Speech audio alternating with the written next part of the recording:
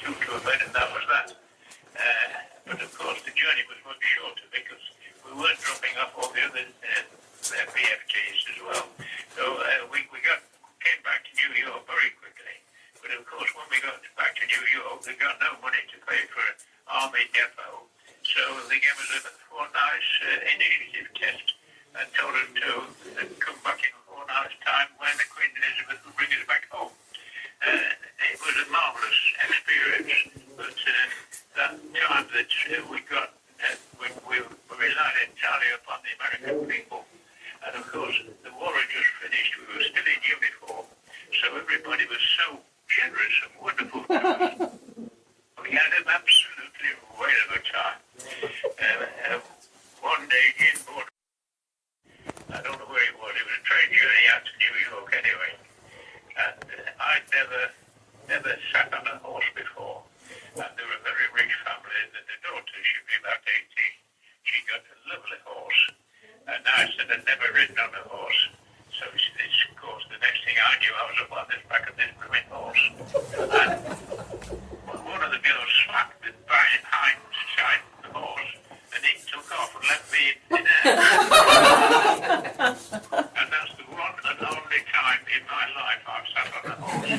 Oh, you've got to get back on, Roy. I couldn't say I'd ridden it. The horse had been slipped from between my legs and it had gone. And of course, the girl, she was absolutely over the moon. She howled for laughter for ages afterwards. Jim, of course, was a farmer's boy, and he could ride horses, drive tractors like nobody's business. So it was all right for Jim. He could just do it and forget it. But that was my first experience of a horse, and I don't want to repeat it. Thank you very much. It was a lovely horse, and I must admit it was a nice, very nice daughter. As you know, a lady had already told me in New York at one of those meetings we had with the equivalent to our Women's Institute or whatever, that I'd already met the girl I was going to marry. So I couldn't sort of pursue my desires towards this group. I don't know if you can hear Roy, but you're causing a lot of hilarity in the room here. You're quite an audience. Well, charge any entrance fee, there's no charge. It just comes naturally for me to tell you bits and pieces that happened. Yes, she was a wonderful girl. But I must say that the girl I married, as you know, the marriage lasted 71 years. 71 years and 15 days. And when you put onto that the 9 years that we were courting, trying to get some money to buy some property, we were together, Joan and I, for 80 years. And it was a wonderful marriage, and she was a wonderful girl. So I'm not sad that I didn't take up with the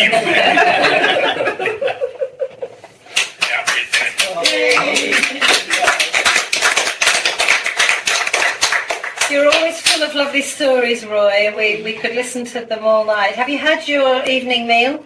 Yes, I've had it. I'm just in the process of washing up, actually. Are you? Yeah, it's tomorrow, so they come and collect me in the morning. Yes. Is that Jean? No, it's the church people. Oh, right, good. Because I live in Farnsfield, Yeah. which is a village about 3 miles Yes. from where we were married.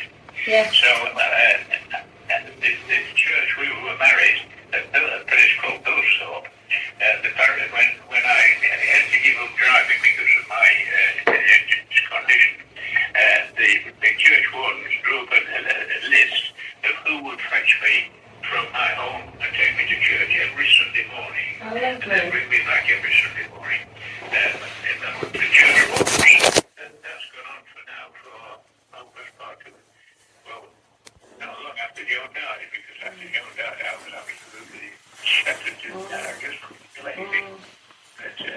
Well, how lovely. So they'll be picking you up tomorrow. Yes, they come at 9:45. Lovely. About 9:45, and we're at away for 10 o'clock and the service lasts to an hour and a half. Then they bring me back home. And of course I always prepare my Sunday lunch before we go. So that when I get back home, I saw him after popping it into the microwave or whatever I put to my Sunday lunch.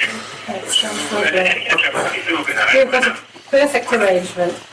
But when I'm capable of moving around, and we have it, I've not had any fall for a long time. I did have one fall when Jean and Robert were with me, and that was the first time they've seen me come drop from there before, and I think it frightened them to death, because I went down like a big lump, Yes, I'm not surprised. and I dropped straight out to the bottom of failed it. I don't know whether I've done any damage to the repairs that they did to my two hips, because I broke both hips. Yes. And whether I've done any damage or not, but I'm in terrible pain.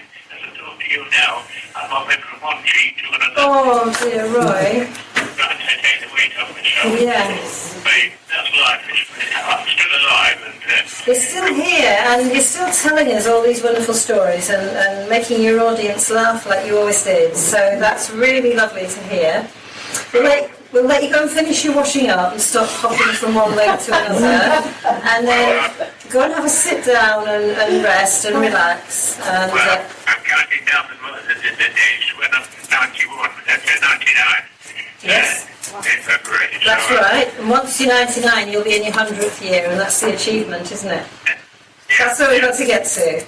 Anyway, thank you all for joking to listening to me for some reason. And I hope you have a good journey back home to our friends in America.